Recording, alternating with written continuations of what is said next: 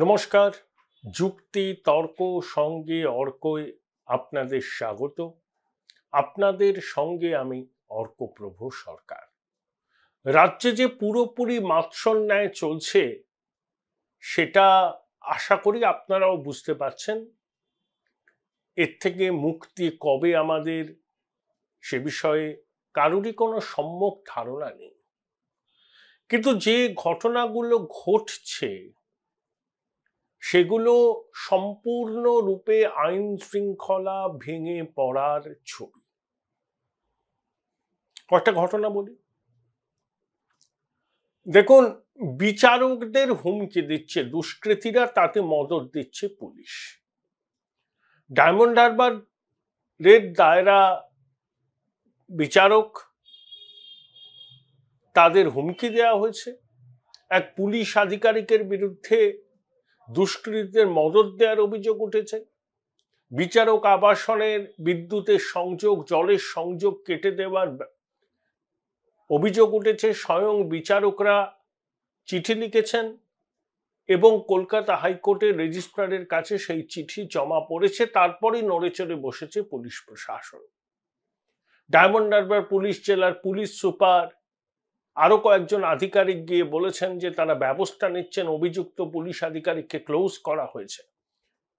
কৈলান থানার এক অফিসারের বিরুদ্ধে অভিযোগ উঠেছে। এখন প্রশ্ন হলো, ডায়মন্ড হারবারের সর্বেসর্বা কে, যিনি 7.5 লক্ষের কাছাকাছি ভোটে জেতেন এবং বুক বাজিয়ে বলেন, দেখেছেন আমি কত ভোটে জিতেছি, রেকর্ড করেছি। কিন্তু ডায়মন্ড হারবারে যে কিভাবে ভোট হয় সেটা আপনারা সবাই জানেন। সমস্ত বিষয়ে সবাইকে এই চ্যালেঞ্জ করেন এই যুবা নেতাটি। আর দেখুন, নিজের লোকসভা কেন্দ্রের অন্তর্গত একটি অঞ্চলে খোদ বিচারপতিদের হুমকি দিচ্ছে দুষ্কৃতীরা, মদত দিচ্ছে পুলিশ। মুখে সেলোটেপ লাগিয়ে বসে আছেন এই চালিয়ার যুব নেতাটি। কথায় কথায় সবাইকে চ্যালেঞ্জ করেন আঙুল তুলে তুলে। শূন্যকুম্ভের ঝংকার বৈভবের আস্ফালন করতে অভ্যস্ত এই নেতাটি ধরাকে সরা জ্ঞান করেন। ভাবেন তিনি যা বলবেন সেটাই আইন, তিনি যেভাবে চালাতে চাইবেন পুলিশ প্রশাসন সেভাবে চলবে। কোন পর্যায়ে আইন শৃঙ্খলা পরিস্থিতি নাবলে পরে একজন বিচারককে হুমকি দেওয়া সম্ভব হয় এবং তাতে পুলিশের নাম জড়িয়ে যায়। আপনি মোবাইলের স্ক্রিনে বা আপনাদের কম্পিউটারের পর্দায় বা টিভির পর্দায় দেখবেন সেই চিঠিটা। আমি আপনাদের অবগতির জন্য দিচ্ছি, যেটা কলকাতা হাইকোর্টের রেজিস্ট্রারের কাছে পাঠানো হয়েছে। সেই চিঠির ছত্রে ছত্রে উদ্বেগ, নিজেদের বিপন্ন বোধ করছেন বিচারকরা, হাইকোর্টের হস্তক্ষেপ চেয়েছেন। সুপ্রিম কোর্টের প্রধান বিচারপতি এবং সহ অন্য বিচারপতিরাও বলেন যে লোয়ার কোর্টের বিচারপতিদের প্রচন্ড চাপের মুখে কাজ করতে হয়, তারা অত্যন্ত ভালনারেবল। রায় পছন্দ না হলেই তাদের নানাভাবে হুমকি দেওয়ার ঘটনা ঘটে। জলজ্যান্ত প্রমাণ আমরা পেলাম, এবং কোথায় হলো? ছোটবাবুর জায়গায়, যেখানে তিনিই সর্বেসর্বা। দেখুন, মুখ থেকে একটি শব্দ বেরোচ্ছে না। এবার তিনি কাউকে চ্যালেঞ্জ করছেন, এমনকি নিন্দা করেছেন বলেও আমার তো জানা নেই। বিরোধী দলনেতা শুভেন্দু অধিকারী সাংবাদিক বৈঠক করে পুরো ঘটনাটা ব্যাখ্যা করেছেন, কতগুলো মৌলিক প্রশ্ন তুলেছেন। তাহলে যে রাজ্যে বিচারপতিদের নিরাপত্তা নিশ্চিত নয়, সেখানে আমার আপনার মতো সাধারণ মানুষের নিরাপত্তা নিয়ে কি আর কোনো প্রশ্ন করার অবকাশ থাকে? আমরা কি পরিস্থিতির মধ্যে বাস করছি সেটা আপনারা নিশ্চয়ই বুঝতে পারছেন। 2, 1 মাস হয়ে গেল, এখনো অচলাবস্থা কাটেনি। জুনিয়র ডাক্তারদের সঙ্গে নবান্নে স্নায়ুযুদ্ধ চলছে। জুনিয়র ডাক্তাররা বলছেন যে করেঙ্গে ইয়া মারেঙ্গে। 9 অগস্ট তিলোত্তমার খুনের পর এতদিন কেটে গেছে। আবার 9 অগস্ট 1942 সালে গান্ধীজি ভারত ছাড়ো আন্দোলনের ডাক দিয়েছিলেন, বলেছিলেন করেঙ্গে ইয়া মারেঙ্গে। আমার তো মনে হচ্ছে জুনিয়র ডাক্তাররাও সেই রকম একটা ইন্সপিরেশন নিয়ে এই করেঙ্গে ইয়া মরেঙ্গে ডাক দিয়েছেন। তারা স্বাস্থ্য ভবনের আবর্জনা পরিষ্কার করতে চাইছেন, ঝাঁটা নিয়ে মস্তিষ্ক নিয়ে তারা চলে গেছেন ওখানে এবং বসে আছেন। দাবি আদায় না হওয়া পর্যন্ত তারা উঠবেন না এবং তাদের এই আন্দোলনকে সমর্থন করছেন বৃহত্তর নাগরিক সমাজ এবং সিনিয়র চিকিৎসকরা।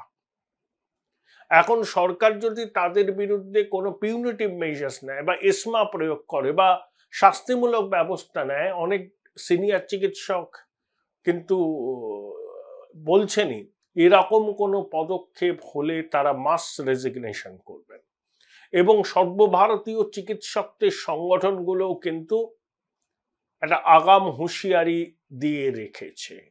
3, সুপ্রিম কোর্টের শেষ যখন শুনানি হলো তখন সলিসিটর জেনারেল তুষার মেহতা, যিনি সিবিআই এর পক্ষে অ্যাপিয়ার করেছেন, তিনি বলেছেন যে ফরেনসিক নমুনা সংগ্রহ, তার রিপোর্ট নিয়ে অনেক প্রশ্ন আছে, সেজন্য এইমস বা ওই ধরনের কোনো প্রতিষ্ঠান থেকে তারা আবার ফরেনসিকের নমুনার রিপোর্ট চেয়ে পাঠিয়েছে। এখন সিভিক ভলেন্টিয়ার গিয়েছিল ফরেনসিকের নমুনা সংগ্রহ করতে। ভাবতে পারেন, যেখানে মৃতদেহের ফরেনসিক নমুনা সংগ্রহ করার কথা ফরেনসিক মেডিসিনের চিকিৎসকদের, ক্রাইম সিন সম্পর্কে যাদের অভিজ্ঞতা আছে সেই রকম বিশেষজ্ঞদেরই যাওয়া প্রয়োজন। চিকিৎসকটা তো জানেনি, বরঞ্চ অধিকর্তার পদমর্যাদার নিচের এক আধিকারিক, আরেকজন আধিকারিক এবং 2জন সিভিক ভলেন্টিয়ার গিয়ে মৃতদেহের নমুনা সংগ্রহ করেছেন। এক সিভিক ভলেন্টিয়ারের বিরুদ্ধে অভিযোগ, আবার দেখুন সিভিক ভলেন্টিয়ারদের প্রতি কি প্রীতি যে সিভিক ভলেন্টিয়ারকে নিয়ে গেছে এই ধরনের ঘটনায় মৃতদেহের ফরেনসিক নমুনা সংগ্রহের জন্য। এরপরে আপনাদের বুঝতে কোনো অসুবিধা হয়, প্রথম থেকেই ধামা চাপা দেওয়ার প্রচেষ্টা শুরু হয়েছিল প্রশাসনের তরফে। 96 ঘন্টার পেরিয়ে যাওয়ার পর সিবিআই তদন্তভার হাতে নিয়েছে, তার মধ্যে তো অনেক কিছু লোপাট করে দিয়েছে, কিন্তু কথা আছে না, অপরাধী কোথাও না কোথাও চিহ্ন ফেলে যায়, তারা নিশ্চয়ই চিহ্ন ফেলে গেছে। সেজন্য তুষার মেহতা বলেছেন আদালতে, এবং সুপ্রিম কোর্টকে তুষার মেহতা সেদিনকে বলছিলেন যে your lordship kindly go through this report. তাহলে প্রাথমিক যেটা কাজ মৃতদেহের ফরেনসিক নমুনা সংগ্রহ করা, সেই কাজে বিসমিল্লাহ কলদ, ইচ্ছাকৃত, জানতেন না তা নয়, ইচ্ছাকৃতভাবে বিশেষজ্ঞদের না পাঠিয়ে ফরেনসিক এক্সপার্ট পাঠানো হয়েছে, তাও পদমর্যাদায় অধিকর্তার নিচে, সঙ্গে 2জন সিভিক ভলেন্টিয়ার অ্যাকম্পানি করেছে। সিভিক ভলেন্টিয়াররা কবে আবার ফরেনসিক এক্সপার্ট হলো? যেভাবে অভিজ্ঞকে ফিঙ্গারপ্রিন্ট এক্সপার্ট বলা হয়েছিল, এখন সিভিক ভলেন্টিয়াররা হয়ে যাচ্ছেন ফরেনসিক এক্সপার্ট। 3, ময়নাতদন্তের রিপোর্টে তিলোত্তমার নিম্নাঙ্গের পোশাকের কোনো উল্লেখ নেই, আবার সিজার লিস্টে নিম্নাঙ্গের পোশাকের কথা আছে, ঊর্ধ্বাঙ্গের পোশাকের বিষয়টা নেই। একের পর এক অসঙ্গতি। ময়নাতদন্ত 4টের পরে করা যায় না, স্বাস্থ্য ভবনের নির্দেশিকা আছে। ময়নাতদন্তের জন্য গঠিত 3 সদস্যের যে বোর্ড, তার মধ্যে 1 সদস্য আপত্তি জানিয়েছিলেন। তখন টালা থানার একজন এএসআই বোধহয় বিশেষ কারণে ময়নাতদন্ত এখনই করতে হবে, এই বিশেষ কারণটা কি নিশ্চয়ই সিবিআই জানবার চেষ্টা করেছে বা জেনেছে বা মুখ বন্ধ খামে রিপোর্টটা দিয়েছে। সেই জন্য দেখলেন টালা থানার ওসি বেসরকারি হসপিটালের দরজায় দরজায় ঘুরলেন, আমাকে ভর্তি নাও, আমাকে ভর্তি নাও, আমাকে ভর্তি নাও। কেন তাকে 4টে হসপিটাল ভর্তি নেয়নি মুখ্যমন্ত্রী উষ্মা প্রকাশ করেছেন। কি আমার পুলিশকে ভর্তি নিল না? কোনো ডাক্তার তার কাছে কেউ আসলে যদি মনে হয় যে ভর্তি নেওয়া প্রয়োজন, তাকে ভর্তি নিয়ে নেন।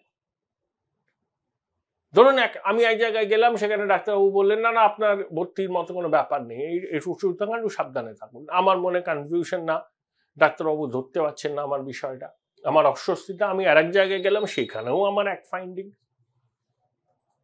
আমি আবার এক জায়গায় গেলাম, ধরুন চক্ষু কর্ণের বিবাদ ভঞ্জন করার জন্য, দুটো নার্সিংহোম ভুল বলেছে, তিনটেতেও একই রেজাল্ট এলো।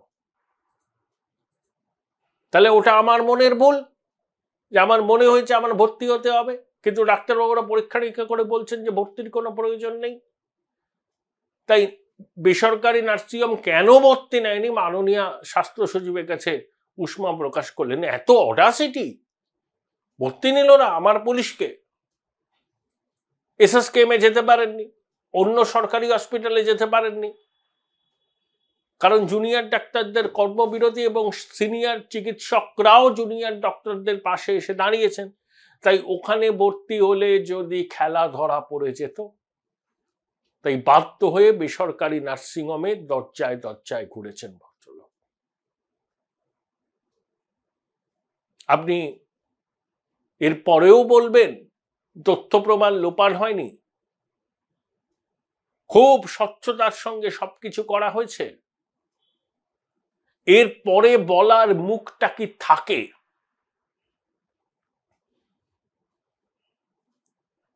দেখুন, 2019 সালে জুন মাসে নীলরতন সরকার মেডিকেল কলেজ হসপিটালে জুনিয়র ডাক্তারদের বিক্ষোভ হয়েছিল, সেখানেও কর্মবিরতি চলেছিল। 7 দিন চলার পর মুখ্যমন্ত্রী সেই ডাক্তারদের নবান্নে ডেকে নিলেন। স্বাস্থ্য সচিব ছিলেন, আরো অনেক আধিকারিক ছিলেন। সরাসরি সম্প্রচার হয়েছিল সেই বৈঠক। সেটা জুনিয়র ডাক্তারদের একটা কলেজের আন্দোলন ছিল। সেই আন্দোলনের পর থেকে জুনিয়র ডাক্তারদের সরিয়ে আনতে মুখ্যমন্ত্রী বৈঠক করলেন, সরাসরি সম্প্রচার হলো। আর এখানে যখন একজন তরুণী চিকিৎসক নিজের হসপিটালে কর্তব্যরত অবস্থায় খুন হলেন, নাগরিক সমাজের প্রতিবাদ আছড়ে পড়ল। চিকিৎসক কুল থেকে শুরু করে সমস্ত শুভবুদ্ধি সম্পন্ন মানুষ প্রতিবাদে রাস্তায় নামলেন, বিচার চাইলেন। তখন সরাসরি সম্প্রচার করে বৈঠক করতে আপত্তি করছে নবান্ন। মানুষের জানার অধিকার তো আছে যে সেই মিটিংয়ে কি হচ্ছে। আপনি বন্ধ দরজার মধ্যে মিটিং করলেন, তারপরে বেরিয়ে সাংবাদিকদের সঙ্গে কথা বললেন, সেখানে অনেক কিছু সাধারণ মানুষের না জানা থাকতে পারে, কিন্তু সরাসরি সম্প্রচার হলে রাজ্যের মানুষ জানতে পারবেন সরকারের কি বক্তব্য জুনিয়র ডাক্তারদের সামনে, এবং জুনিয়র ডাক্তারদের কি বক্তব্য মুখ্যমন্ত্রী বা প্রশাসনিক আধিকারিকদের সামনে। এতে এত আপত্তিটার কি আছে? আপনি তো করেছেন। জুনিয়র ডাক্তারদের কর্মবিরতি তুলে নেওয়ার অনুরোধ জানিয়ে আপনি 2019 সালের সম্ভবত জুন মাসে বৈঠক করেছিলেন নবান্নে, সরাসরি সম্প্রচার হয়েছিল। Join Indian Institute of Hotel Management now. Right choice, right decision. আমার মনে আছে সেই বৈঠক চলাকালীন একটা ফোন আসায় আপনি উঠে চলে গেলেন। অনেকে বলছিলেন যে প্রশান্ত কিশোর ফোন করেছেন। সম্ভবত প্রশান্ত কিশোরের অনুরোধেই আপনি বৈঠকটা করেছিলেন এবং বৈঠকটা সরাসরি সম্প্রচারের ব্যবস্থা করা হয়েছিল। সেদিনকের ঘটনার থেকে এখনকার ঘটনার গুরুত্ব, অভিঘাত বহু গুণে বেশি। মাননীয় মুখ্যমন্ত্রী এটা বুঝতে পারছেন না, তিনি তার ইগো ধরে আছেন। স্নায়ুর লড়াই চলছে। আমি তো বলছি সরকার যদি জুনিয়র ডাক্তারদের বিরুদ্ধে কোনো পিউনিটিভ অ্যাকশন নেয়, অনেক চিকিৎসক বলছেন তারা মাস রেজিগনেশন দেবেন। সুপ্রিম কোর্টে কপিল সিব্বল যে দাবি করেছিলেন যে 23 জন মারা গেছেন 1 মাসের এই কর্মবিরতির জন্য, জুনিয়র ডাক্তাররা পাল্টা তথ্য দিয়ে দাবি করছেন সরকারের দেওয়া এই তথ্য ঠিক নয়। বিগত 2 বছরের এই কাল পর্বের হিসেব তারা দিয়েছেন। জুনিয়র ডাক্তারদের দাবি এবছরে তাদের কর্মবিরতির জন্য পরিস্থিতির কোনো অবনতি হয়নি। পরিস্থিতি যা ছিল আগে এখনো তাই আছে, অর্থাৎ প্রায় স্বাভাবিক।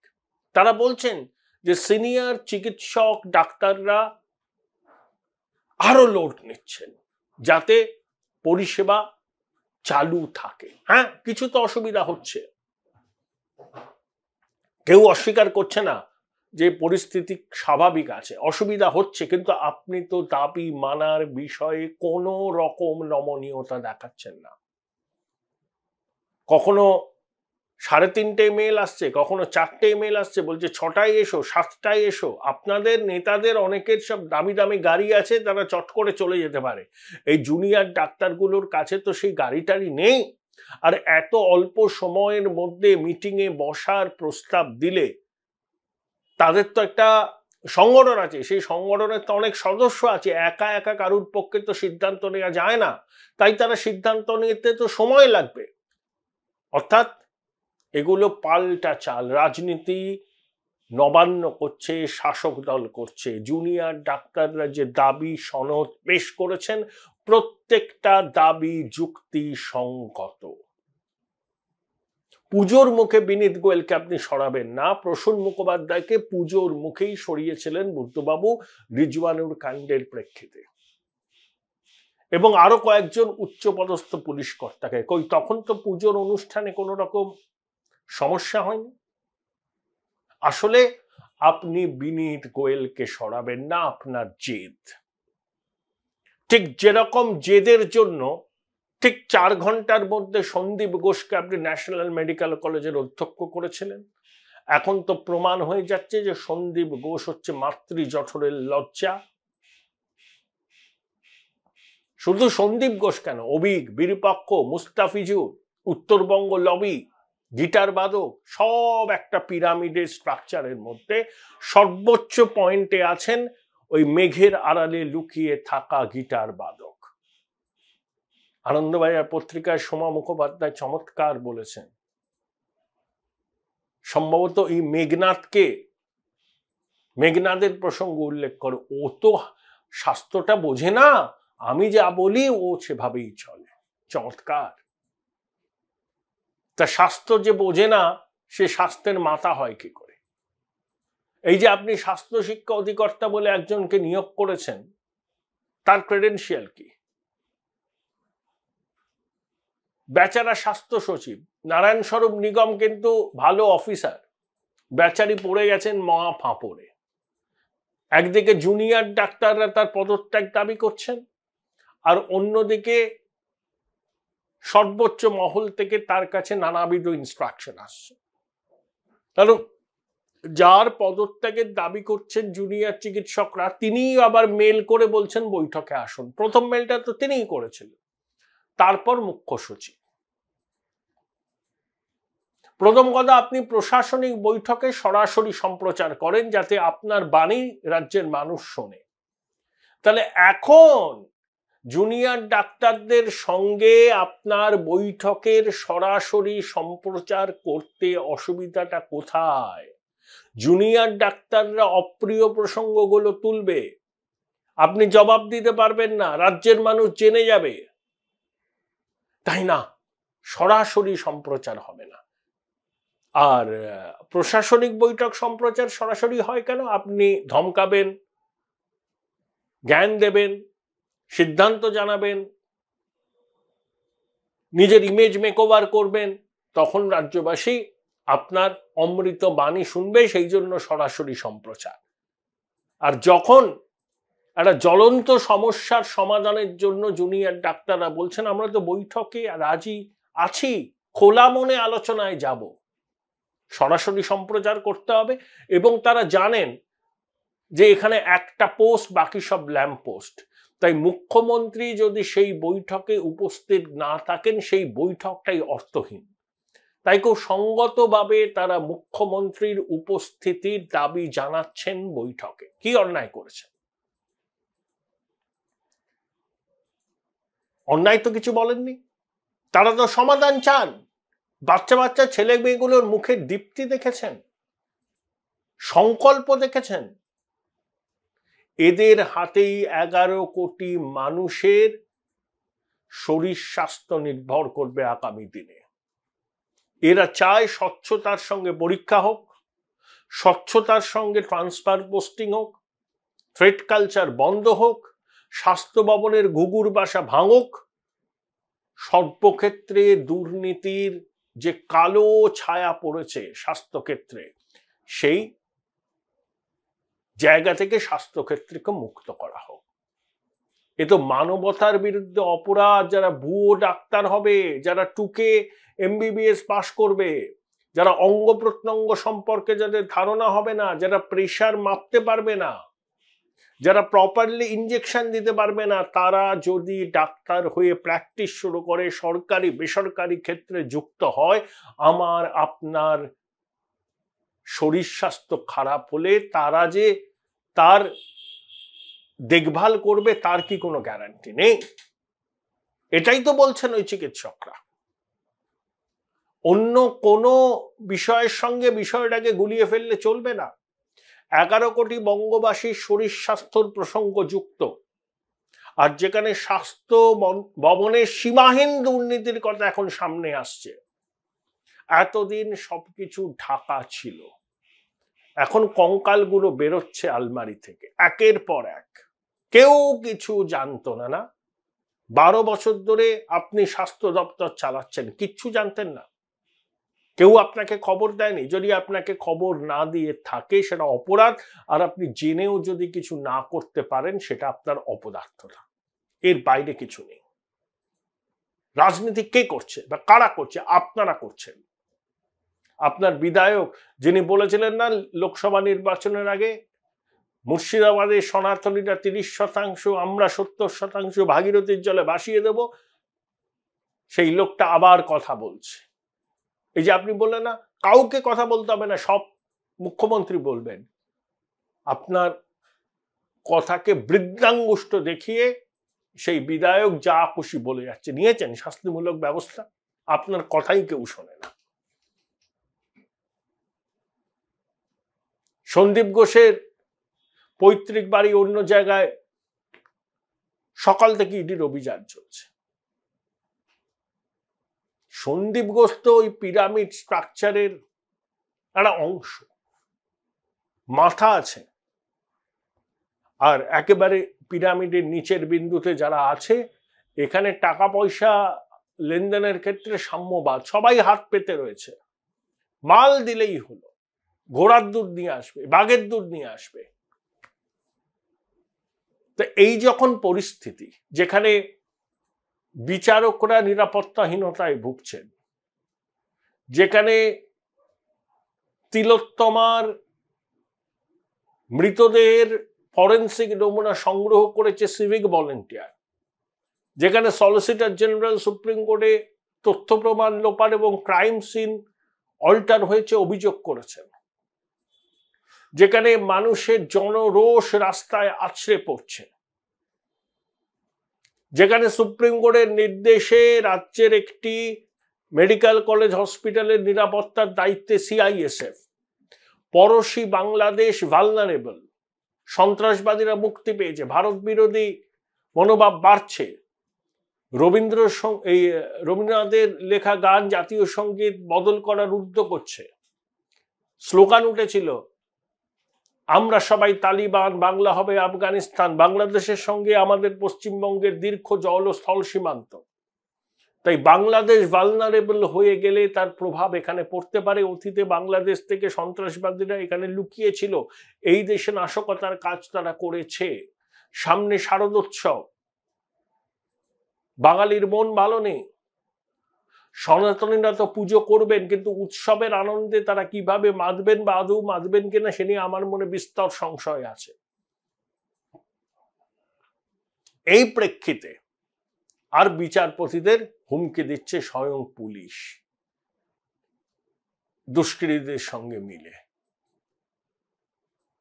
আর কি আমরা চুপ করে থাকবো? এখনো কেন্দ্রীয় সরকার কি চোখে ঠুলি মেরে থাকবে? 356-56 গল্প নেই, ওটা হবে না, কিন্তু আরো তো প্রভিশন আছে সংবিধানের। অন্তত ল অ্যান্ড অর্ডার সিচুয়েশনটার দেখভাল তারা পুরো নিজের কন্ট্রোলে নিতে পারে। যে এক্সটার্নাল অ্যাগ্রেশনের সমস্যা হতে পারে, ইন্টারনাল ডিস্টারবেন্স হতে পারে, এটাকে মাথায় রেখে তারা অন্তত কিছু দিনের জন্য ল অ্যান্ড অর্ডারটাকে তাদের হাতে নিতেই পারে। যেখানে বিচারকরা হুমকি পান, স্বয়ং পুলিশ দুষ্কৃতীদের সঙ্গে তালমিল করে বিচারকদের হুমকি দেয়। যেখানে মৃতদেহের ফরেনসিক পরীক্ষায় যায় সিভিক ভলেন্টিয়ার, যেখানে টাকার বিনিময়ে ডাক্তারদের অনার্স দেয়া হয়, যেখানে মর্গ থেকে মৃতদেহ পাচার হয়, যেখানে এক্সপায়ারি ডেট পেরিয়ে যাওয়া ওষুধ হসপিটালে ব্যবহার করার অভিযোগ ওঠে, যেখানে নাগরিক সমাজ দল মত নির্বিশেষে তাদের ক্ষোভের জ্বালামুখ খুলে দেয়, এখনো কি কেন্দ্রীয় সরকার বুঝতে পারছে না যে পশ্চিমবঙ্গের আইন শৃঙ্খলা পরিস্থিতির কতটা অবনতি হয়েছে?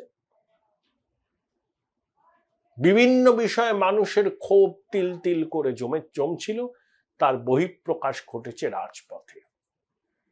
বিরোধী দলগুলো তো রাজনীতি করছে, এটা তো কাজ বিরোধী দলের, কিন্তু এই যে রাত দখল, ভোট দখল, নমিনেটের নিরাপত্তা, এই সমস্ত আন্দোলনের নেতৃত্বে কিন্তু সাধারণ মানুষ, তাদের যে কোনো পলিটিক্যাল অ্যাফিলিয়েশন থাকতে পারে, সেটা এখানে বিবেচ্য নয়। বিবেচ্যটা হচ্ছে তারা একযোগে প্রতিবাদ করছে।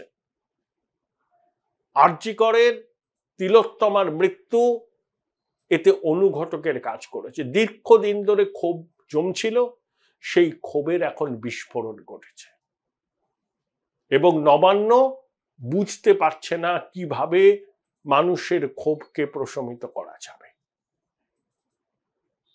এবং serious law and order problem যে হচ্ছে তা নিয়ে কি আর কোনো সন্দেহ আছে? 14ই অগাস্ট মধ্যরাতে আরজি করে যারা তাণ্ডব চালালো তাদের কজনকে ধরা হয়েছে? সরকারি সম্পত্তির ক্ষতি হলো, সেই ক্ষতিপূরণ আদায় করার কোনো ব্যবস্থা নেওয়া হয়েছে? কিচ্ছু হয়নি, বা হলেও আমরা জানি না। এর পরেও যদি কেন্দ্রের সরকার চুপ করে থাকে, তাহলে মানুষ কিন্তু তাদের কাছ থেকেও জবাবদিহি চাই।